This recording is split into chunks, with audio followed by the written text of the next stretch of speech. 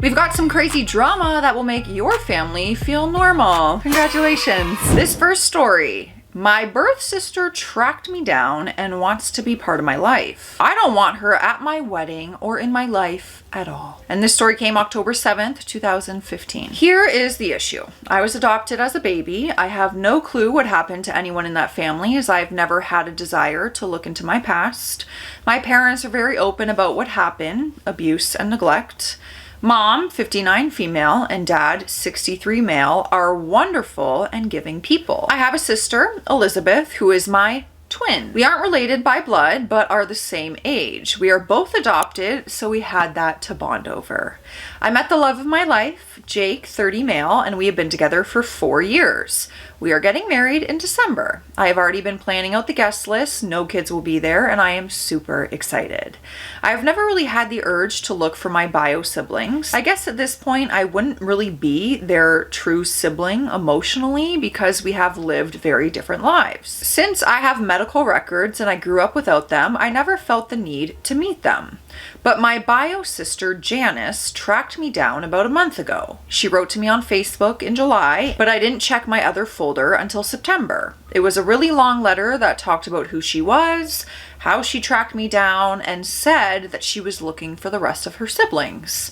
She said she really wanted to connect with the rest of us because she needed to find her past. I didn't know what to think, but her story added up. She had some pictures, and since I was a pretty ugly baby, it's obviously us together as toddlers. She also knew some details. She could be fake, but I didn't think it was. I showed my mom and dad and they checked it out. We have been talking for a few weeks now. She has called me twice a week, texting me every day. She is nice, but I have been losing interest. She's just some stranger to me. Emotionally, I find it very hard to recognize this is someone that I should care about. On some deep level, shouldn't I feel like we are super close sisters? I don't get the same excitement talking to her that I do with Elizabeth. She has 2 kids who she talks about a lot. She tells me she showed them my picture and they have been showing people Auntie Emily. She has also told me that she took time off in December for the wedding.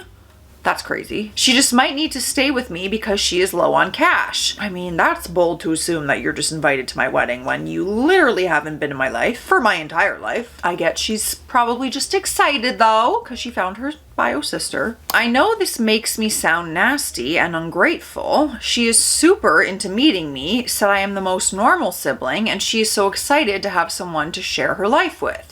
She sounds really lonely. I know she has built this up in her head as being the best thing to happen to her and forever. Yeah, she's just really excited, which I can understand. I get it. She's like probably picturing like you guys are gonna be best friends, like, ugh. But she isn't someone that I would have in my life if she didn't have some connection to my past.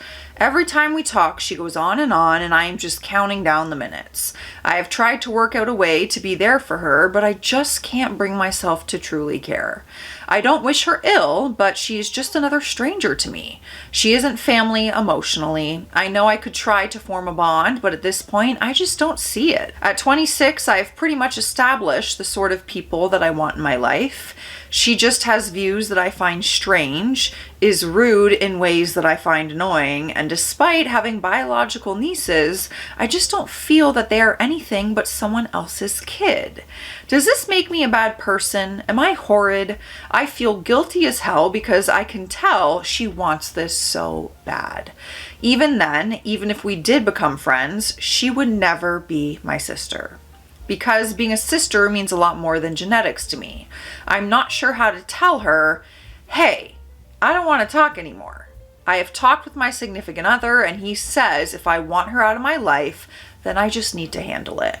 He doesn't really like her that much. They have talked, but he says that she puts a lot of pressure on me to be close to her when this stuff doesn't always even work. I would love to hear from someone out there who's adopted who might be able to understand these emotions more. I obviously can't relate to it. I can understand both perspectives of not having interest in meeting your biological family, and then the other side of being really excited that you found them and you want to be close to them.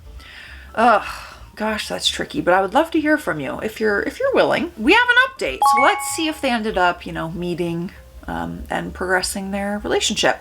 The update came 4 days later, October 11th. In the last few days, I have done a lot of thinking. The short of the long, I have decided not to have her in my life anymore. What happened? Janice called me last night. I tried to be polite, but she went into a big, long rave about all the plans she had for when she visited me. She brought up the wedding. Number 1, would there be time to see a long list of local places together? Number 2, did she have a +1? Number 3, what were the dinner options? Number 4, she had already bought the girls' dresses in blue with baskets so they could be the flower girls with the rest of the children. Number 5, she wanted to see her date and who would watch the girls while we were eating dinner. Number 6, she was looking forward to meeting our family members in December. Number 7, she needed to know what day she should arrive. And number 8, she would need to stay with me because she spent all her extra cash on my wedding. I was pretty shocked because she had done all of this without even confirming that she was invited. I am not sure what made me ask, but I asked her if she really was in contact with the rest of the siblings. She told me some very concerning things. Number 1, she had been in contact with 2 of them, a sister and a brother. She said they tried to talk to her, but then cut off contact. They were actually doing really well, even though they were in foster care until they aged out. They had their own kids, were married, and had decent jobs. Number 2, they had refused to introduce her to their kids and got mad that she wanted to know more details about their lives with our parents, in quotations. Number 3, the rest of the siblings turned down contact with her the moment she wrote them. Number 4, she said it was the longest communication she had with someone in a long time. She just wanted to meet me so badly she had spent more money than she had to look nice. Number 5, she wanted me to help her and for her girls to finally have a good family. So I just told her the truth. Number 1, you have been coming on too quickly. I am a bit concerned because you are trying to invite yourself to my wedding. 2, we have never met. We are pretty much strangers. I do not feel comfortable having you come stay in my home before, after, or during the wedding. 3, I have a sister and parents. I was raised with them. 4, I do not view any of the siblings as actual family members. 5, I am not their aunt in anything but genetics, and I do not intend to recognize them as my nieces. If I have nibblings, they will be when Elizabeth has children. Number 6, I would like to cut contact. Number 7, I am sorry you have been hurt, but I do not have the energy to help you overcome these issues. Number 8, I don't want to talk about people I don't know, abuse I don't remember, or be part of any reunion stories. And number 9, I would prefer to focus on my own family. Janice told me she didn't have anyone else. I was the last member of her family. I reminded her that her children were her family and she should focus on just making friendships. I ended up hanging up on her. She has tried calling back multiple times. I blocked her on everything I could think of. I am going to have my personal number changed in the next few days. I feel relieved that this is done with. That is a lot to put on a person. I can only imagine how overwhelming that entire situation would be. Again, if you are adopted and you can relate to this, I would love to hear your perspective. Next story. Am I the a-hole for stepping in to do mom things for my niece because my sister-in-law is disabled? This story came November 9th, 2025. I have a niece, Gigi, 10, who is the daughter of my brother, Chris, and his wife, Anna. All fake names. Anna became disabled when Gigi was 4. It was triggered by an infection, and ever since, she has been mostly using a wheelchair. Obviously, this has been hard on their family. Anna was the center of their home, even though she had a very demanding job. She had to quit her job, which is tough on the finances, and she is no longer able to be as involved with Gigi's school and extracurricular activities due to her fatigue and accessibility issues. I help her as much as I can with school pickup and driving her to dance practice, going to school events if Chris can't make it, such as chaperoning field trips. My husband and I even took Gigi to Disneyland with us over the summer. I only do what I'm asked to do within the boundaries of what I have time to do, as I also have my own child. Just whatever I can do to make things easier for their family and for Gigi so she doesn't miss out. Gigi's school is organizing a Christmas market. She and her friends volunteered to do a booth, which basically means the parents. She asked me to be a part of it because Chris is really busy with work around the holiday period. I confirmed with Chris that this was the case, and he was really enthusiastic about me doing it because it involves crafts, which he doesn't have time for. He is helping construct the physical booth though. So I got my daughter involved, and Gigi and her friends came over to my house to make stuff for the booth all together. We were even making costumes. I thought I was doing a good thing, and Gigi seemed so excited. That sounds like so much fun. A group project with like your girlfriends? Oh, I loved being paired with my friends for a group project, especially in elementary school. But on Friday, Anna called me and chewed me out. Apparently, she was never okay with me being involved with this booth. She said Chris building it was enough and I should have just stayed out of it. I said that Gigi asked me because they needed adults to help out on the day, but Anna said she was sick of me taking over all the mom stuff and that Gigi needed to learn that if her parents couldn't make it, that is just the way it is. She can't just replace Anna with me. I told her that seems unfair to Gigi to not be able to do things just because one of her parents isn't able to be there. Anna said, well, that was Gigi's reality and she can't just ignore the fact that Anna is her mother and that this is the family she was born into, not mine. I ended up telling Anna that I never meant to disrespect her and that I made a commitment to Gigi and to the other parents, so I'm going to do the booth. But after that, if she and Chris want me to take a step back, then I will. Honestly, I'm really upset about the whole thing. I have my own child. It's not like I'm trying to play mom to Gigi. I just want her to feel supported and not miss out on anything. Chris does his best, but he works crazy hours to support Anna and Gigi. I thought it was a good thing that they have a village to help out, as Anna's family isn't local. I thought since Gigi would come to me for these things that we were doing right by her. It seems so unfair that she should not have the same experience as her friends because of something out of everyone's control. But I'm not her parent. Anna is. And if Anna doesn't mind Gigi missing out, then maybe that's none of my business. My mom thinks Anna is being unfair to Gigi with this request, but my mom was the super involved type. And I know there's tons of kids whose parents don't make it to everything. So maybe we're just an overbearing type and I went too far. Am I the a-hole? I need the parents on this one, you know? I can never offer any type of parenting advice because I believe unless you've gone through it yourself, you really never know. I can have an outside perspective, sure, but I've never been a mom. So how am I going to speak about being a mom? You know what I mean? I just understand both perspectives. I'm sure Anna is feeling like she's being replaced from the outside. And watching all of that, I'm sure it'd be difficult. You know, after she became like wheelchair bound, that would be so incredibly difficult. And I also understand, you know, her trying to help out and wanting Gigi to be able to do anything. So anyways, parents, chime in. We have an update on the story. The first update came 10 days later. We're now at November 19th. Chris and Anna came over the weekend to discuss everything. Just for any avoidance of doubt, Chris always made Anna aware of what I was doing with Gigi, and Anna has confirmed this when we met. A lot of people thought maybe Chris was not relaying the information to her, but this is not the case. Obviously, the first topic was what prompted Anna to contact me. It turns out there's a lot of things that led to it. First, a few weeks ago, she read Gigi's journal while using her tablet and was hurt by what she read. I'm not going to be sharing what Gigi said out of respect for her privacy, but it's what you would imagine a kid in her situation would say. Just obviously sucks for a parent to read. Anna says that she's been continuing to check Gigi's journal as a way to connect with her because since the school year, Gigi has been busy with schoolwork and her extracurriculars and is not home and engaging a lot when she is. She knows that this is wrong and has stopped doing it now, but she and Chris agreed they're going to make sure that Gigi's school counselor is aware she might be struggling a bit more than she lets on.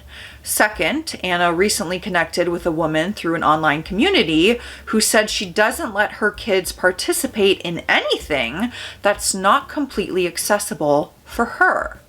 Anna says she has tried to soft launch this concept with Chris, but Chris said he never fully understood the full scope of what she was suggesting. And Anna felt like he wasn't taking her seriously, which is why she decided to go straight to the source, aka me. The third part of this is that Anna has been wanting to move closer to her family. Chris has shut this down as they can't afford to move. It'll be tougher for him to find work there. The education is not as good statistically. Gigi is comfortable here, and Anna's home country, let's just say it, doesn't offer a very diverse cultural or political experience. It's also very rural. Chris also cited the lack of support system there because while Anna has a family, they all have large families of their own and are not financially stable, and he worries about relying on them. This reasoning especially hurt Anna's feelings, which is what caused her to lash out on me, who she saw as the main reason Chris didn't want to move, although that's not the case. From the discussion, it seems Anna and Chris are really at an impasse about the move, and Anna said she has considered moving on her own. Anna went on to say that I'm not who she would have picked for a female role model for her daughter. Oh. To which I said, I'm not trying to be one. I'm just trying to make sure that Gigi doesn't miss out on important childhood experiences. But I reiterated I'm not going to force my help on them if it's not a 2-yes situation, because I wouldn't want any of my in-laws to do that. Chris and Anna strongly disagree on the issue, and it was just evolving into an argument, and I think they should have that in private, so until they settle that, I've decided to help with driving only, no extra activities. And I'm also going to try and help with non-Gigi stuff, so it might free Chris up a little to do more things. I'm going to take over grocery shopping, and I've asked an account of mine to get in contact with Chris. She can maybe do an audit of their finances and see where they can move things around to lighten the load. Maybe not, but it's worth a shot. My husband and I are thinking of getting Chris a gas card for Christmas to help with expenses. So for now, I think it's best I step back on extra activities with Gigi. I'm not here to cause issues in anyone's marriage, and I do think of parenting as a 2 yes, 1 no thing for the most part. We have another update, but I need a sip of water, okay? And you know what? You do too. It's hydration station. You gotta do it. I don't make the rules. Cheers. I absolutely do. Guys, look what's happening in the condo. Oh, can you even guess what this is? I'm gonna do like a whole tour video, but it'll be on my second channel. How cool. Matt's here, obviously, because I'm not handling all of this. Your feet are in it. Oh. Not for free, they are. The next update came 3 months later, very recently. We are now at February 5th, 2026. So let's see what's happening. First thing to get out of the way, Chris and Anna are separating, and Anna has chosen to move back to where her family lives. It all started early December when Chris had a health scare. The stress had just absolutely wrecked him, and he collapsed with chest pain. He needed a couple of weeks off, and during that time, Gigi came to stay with us so that I could drive her to school and just so she could have some stability, as Anna's health hadn't been the best at the time either, and Gigi needed to be fed, her homework needed to be done, etc. For everyone wondering about the booth, it went really well. The kids loved it. The costumes turned out great. Gigi was back home with her parents before Christmas. But Chris went back to work the day after Christmas, which left Gigi and Anna in the house together. Over that next week, before school started again, things disintegrated. I think the stress of her dad being unwell and then being stuck at home while her friends were meeting up just got to her. Gigi was very upset with Anna, and they had a big fight. When Chris came home, Anna basically said she was done and she wanted out. So Chris and Anna are working through their financial mess. They will be putting the house up for sale. Hopefully it'll fetch enough to clear a lot of the debt. Chris and Gigi will live in our guest house until Chris is back on his feet. I would like him to stay until he saves enough money to buy a house again, but that'll be up to him. Gigi is staying with us at the moment because things have really turned hostile between Chris and Anna, and it's just not good for her. Chris comes to see her every day after work and has dinner here. Gigi is pretty withdrawn. She blames herself for Anna leaving. I don't know how to tell her that things were a mess long before she said anything. She's a little girl. She shouldn't have to deal with what she's dealing with at this age. But from what Chris has said, Anna is not really interested in having much custody. It seems like she is resenting Gigi for the fight. We're doing our best to make Gigi feel welcome and support her, but it doesn't seem like much is working. She's opened up a little bit to my husband, surprisingly, but not too much. I told Chris that he should put her in therapy and I would help look for one, but I don't know what specialist I'm looking for. One that specializes in parental abandonment, pre-teen resentment, I don't even know. Gigi's also adamant that she does not want to see one. I don't know how to make Gigi see that this isn't her fault or what I can say to support her through this. Chris is trying to help, but he's also very focused on getting things with the house squared away and all the legal stuff so that he's able to move in with Gigi, and I totally get that. I am just worried about her. This is not a happy ending for anyone, really. I think there's going to be more updates on this story, and I want to know where Gigi ends up. I really do, so I'm going to have to keep my eye out on that. I know you guys sometimes ask about the stories. We always put the username in the beginning of the story and like what Reddit thread it came from, any information, so you can just search the name if you want to find the story. YouTube does have some policies with linking in the description, by the way, for certain things. So. Next story. Am I the a-hole for ruining my brother and his wife's pregnancy news with the news of my recent diagnosis? This story came June 9th, 2020. A bit of backstory. My brother and I are very close. His wife and I, not so much. We've had our fair share of tension. Anyway, I fell sick in the middle of May, but held off getting checked out because of COVID and safety reasons. Eventually, when June started, I decided to go get checked out. Turns out it was stage 2 breast cancer. Oh my God, thank goodness you went and got checked. I decided to tell my family 2 days ago since lockdown laws have been lifted, so I invited everyone over. And when I told my brother and his wife, he said, okay, that's fine because he has news to share too. So our family gathered and my brother decided to go first. He did ask me, and he announced that his wife is 4 months pregnant. Of course, everyone was overjoyed.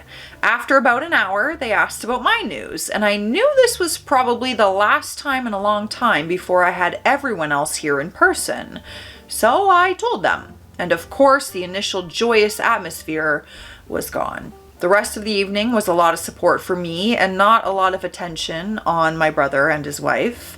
My brother didn't seem to mind this as he was quite distraught with my news, but I saw his wife pretty upset and cornered off.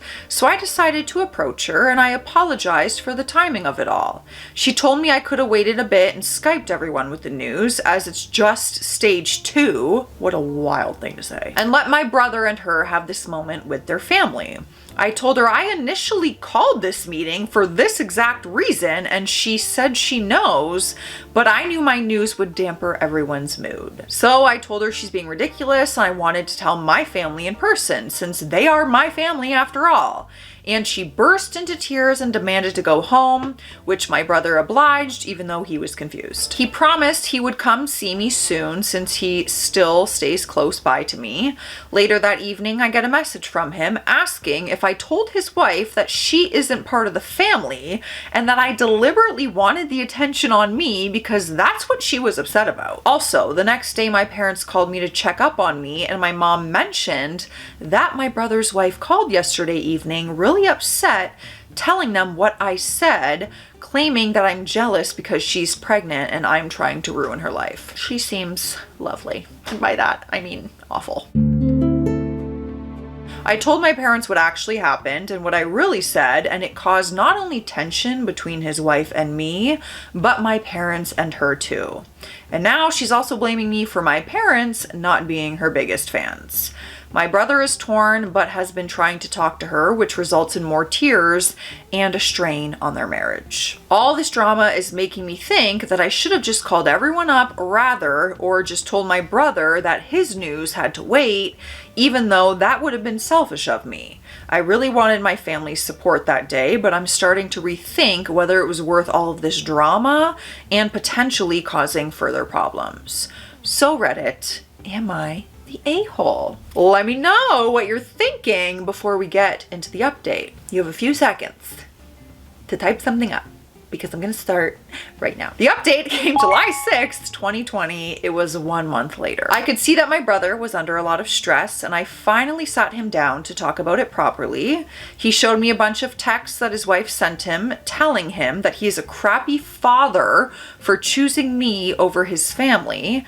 She said I was seeking attention and nobody cares about her. And one thing that really got to me was that she told him to choose once and for all, and if he picks me, he loses her and his child. And if he picks her, she doesn't want me in their lives at all. What a cuckoo bonkers person. I felt terrible, not only for him, but knowing that I could have prevented all of this.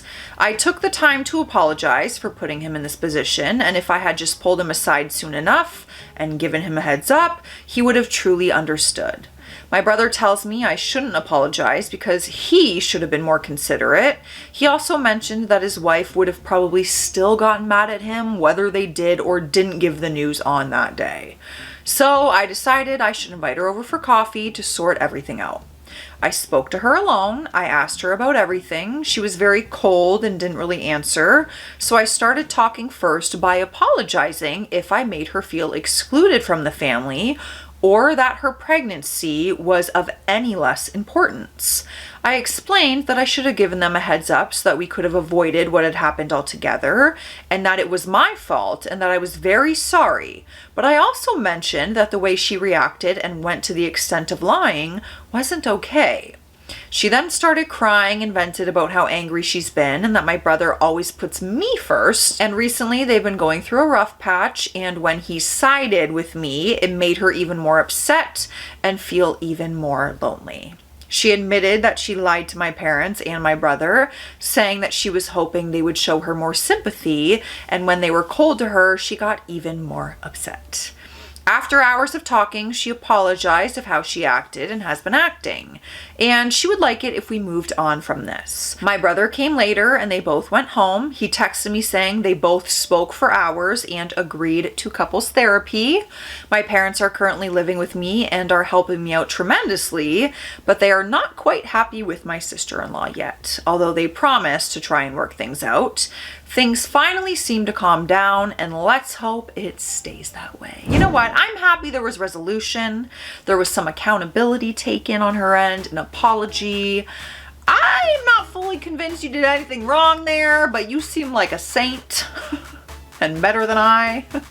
Let me know your thoughts on this, you guys. Stay classy out there. Stay sassy. I'll see you tomorrow.